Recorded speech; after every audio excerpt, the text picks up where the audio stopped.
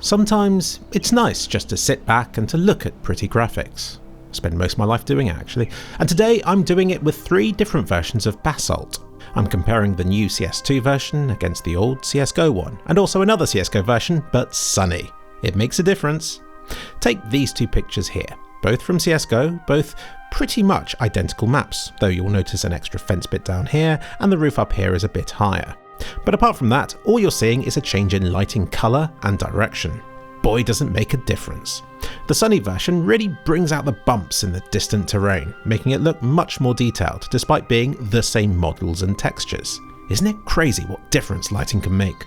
This, for instance, looks like a beautiful place that I'd love to explore on holiday. This place I'd also love to explore on holiday, but I'd probably die. So let's see how the Source 2 version compares. Oh, it's totally different. No way of comparing it directly here, so I'm a bit sad we've lost the awesome distant landscape panoramic views we're treated to in the Source 1 version, but since it's been replaced with a giant looming mountain, I can let some of that slide. The coloured mist, the distant haze, if anything it adds more sense of scale to the image. And it really is just one of the most beautiful renditions of all these atmospheric conditions that I've seen in any game ever. Were these mega distant, super tall mountains even needed?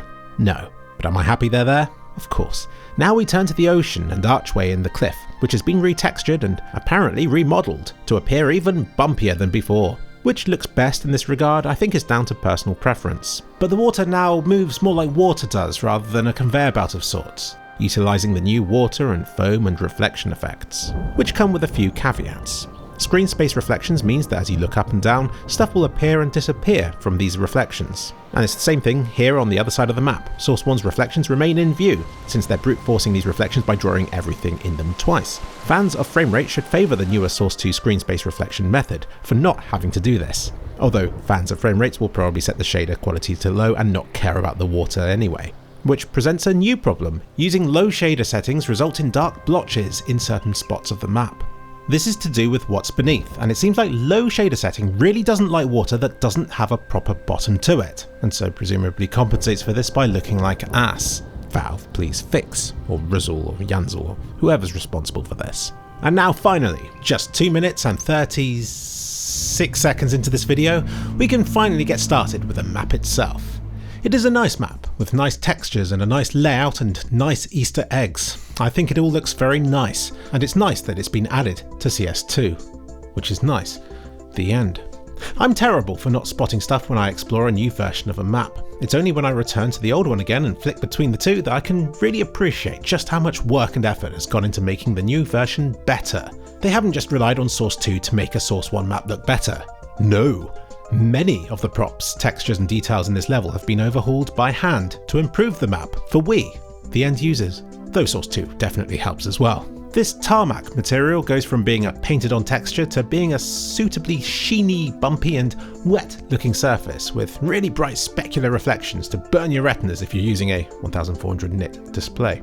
And the same with this metal wall here. The sunny version of the map serves as a nice stepping stone between the versions, retaining the old version's props and textures but experimenting with layout changes in 2021 that the Source 2 version would later adopt. Also, it has some really shiny drain pipes. Let's take a time out from all this in-depth analysis to appreciate the guestbook. The QR code on the wall takes you to a real site where you can fill out some details and maybe get your entry featured in this book with every update the map gets. Curiously, the stuff featured in the latest Source 2 version of the map predates the entries currently present in the older versions of the map, with this new map having entries going back as far as 2015.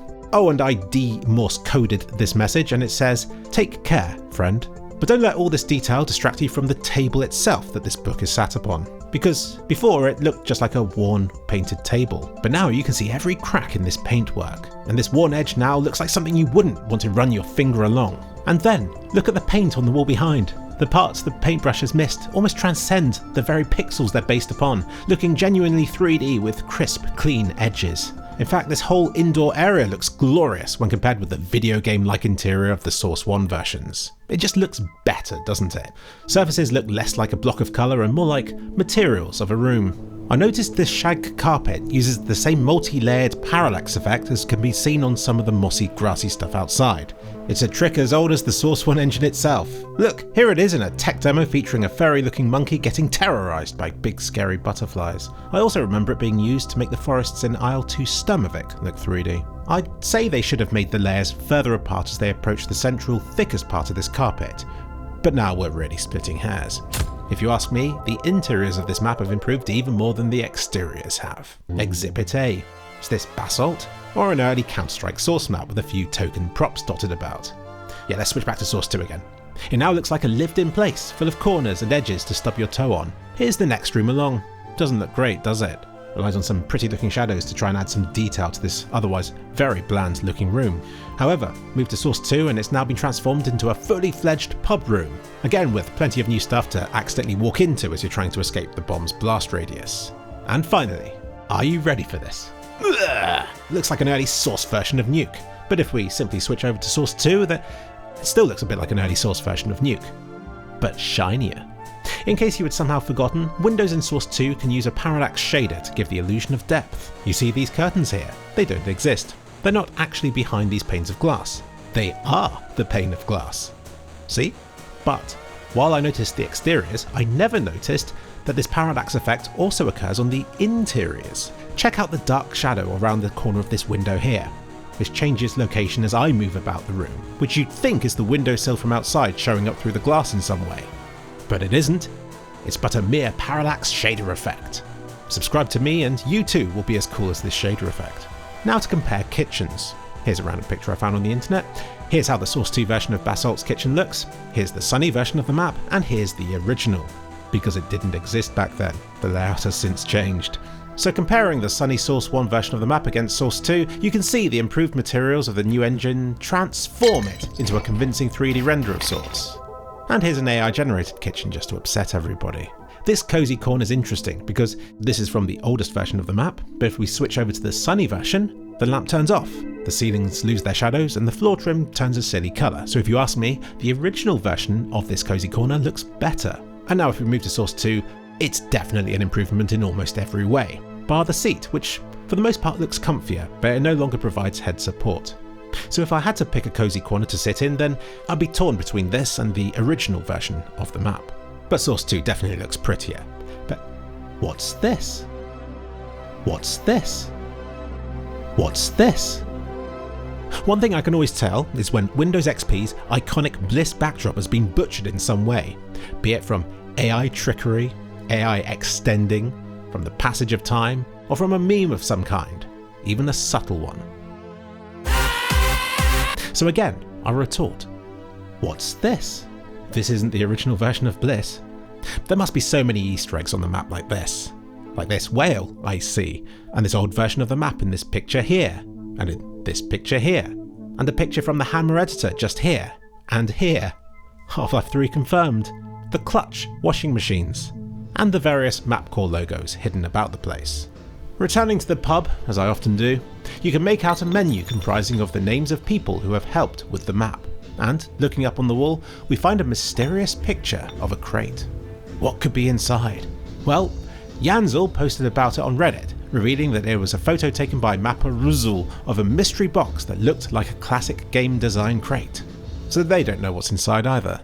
It's just a shame I can't speak Icelandic, so I can't understand any of this written stuff, because I'm sure there would be some kind of Easter egg to find here as well.